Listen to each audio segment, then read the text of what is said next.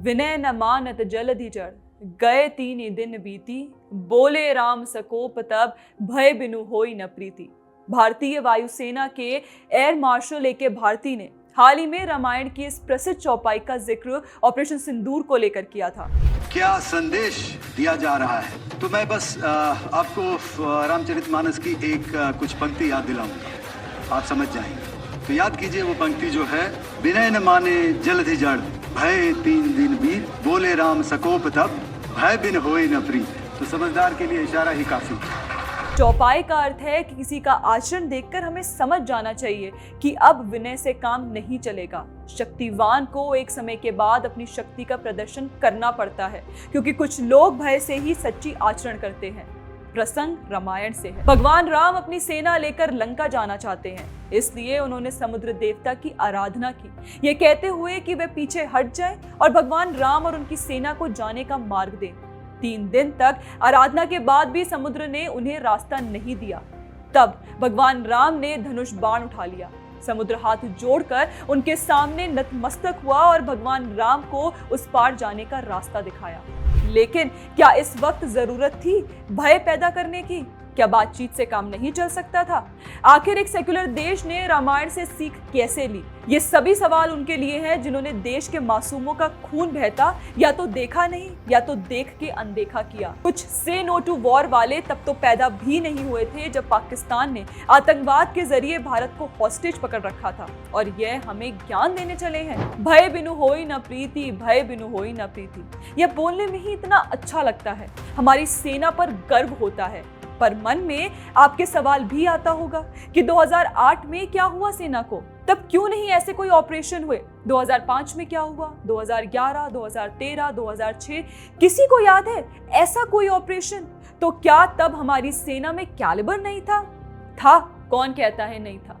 दरअसल उस समय हमारी सरकार की इच्छा शक्ति नहीं थी कि वह आतंकवाद से लड़े और पाकिस्तान को सबक सिखाए।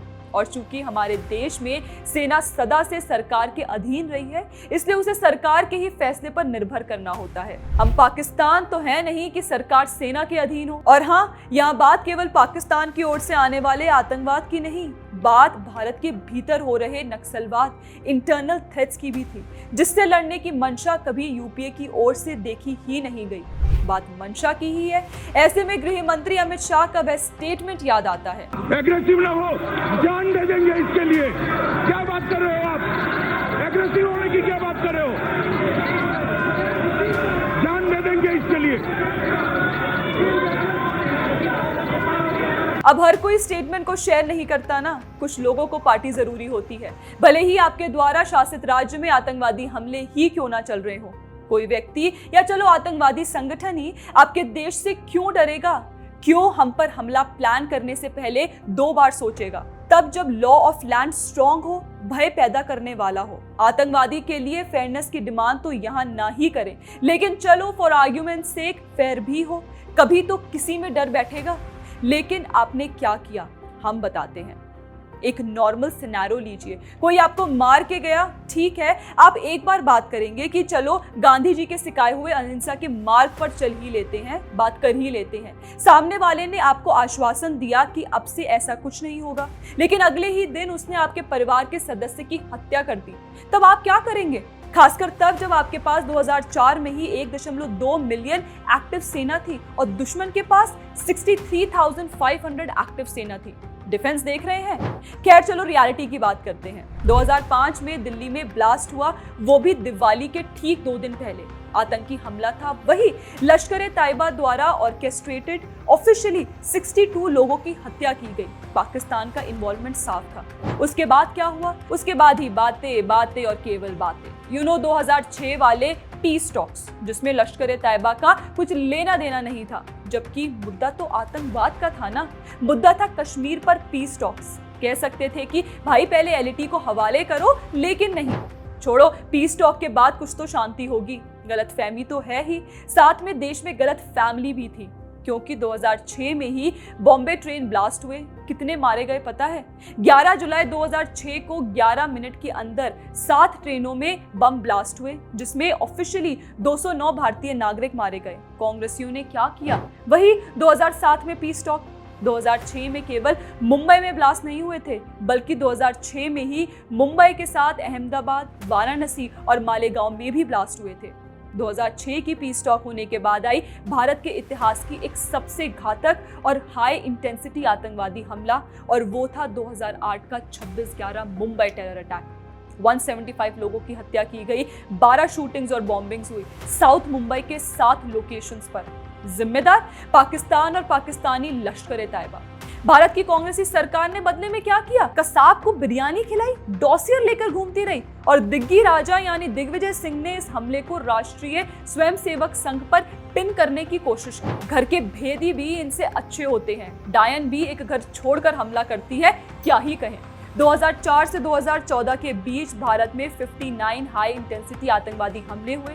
इसमें एलओसी पर हुई क्रॉस बॉर्डर फायरिंग शामिल नहीं है। कुछ हमले आपको गिना ही देती हूँ, याद रखिएगा। 2005 Delhi bombing, 2006 Ahmedabad bombing, 2006 Varanasi railway station bombing, 2006 Mumbai serial bomb blast, 2006 Malegaon bomb blast, 2007 Varanasi, Lucknow, Faizabad court house bombing, 2008 Jaipur bombing, 2008 Bengaluru serial blast, 2008 Ahmedabad serial bomb blast, 2008 में ही दिल्ली सीरियल बम ब्लास्ट, 2008 में 26/11 हमला, 2010 Pune blast, 2011 Mumbai bombing, 2011 Delhi blast, 2013 Hyderabad blast, और ना जाने कितने अनगिनत हमले। 2010 पुणे ब्लास्ट के बाद भी पीस टॉक हुए, 2011 और 2013 में भी पीस टॉक्स हुए। यूपीए के 10 वर्षों के राज में एक डेटा के अनुसार 6,830 नागरिक मारे गए हैं, मतलब करीब 757 एवरेज प्रति वर्ष। यह तो केवल सरकारी आंकड़ा है। वहीं सुरक्षा कर्मियों की बात करूं तो करीब 2,934 मारे गए। लेकिन सरकार को बात करने से फुर्सत कहां, इनका टॉक टाइम खत्म ही नहीं हुआ। लेकिन इसके बाद क्या बदला? इसके बाद बदली देश को सुरक्षित रखने की मंशा। 2016 में पठानकोट एयरबेस पर जैश ए मोहम्मद ने आतंकवादी हमला किया। उसी के कुछ महीनों बाद उरी में आर्मी बेस पर टेररिस्ट अटैक हुआ। भारत ने जवाब क्या दिया?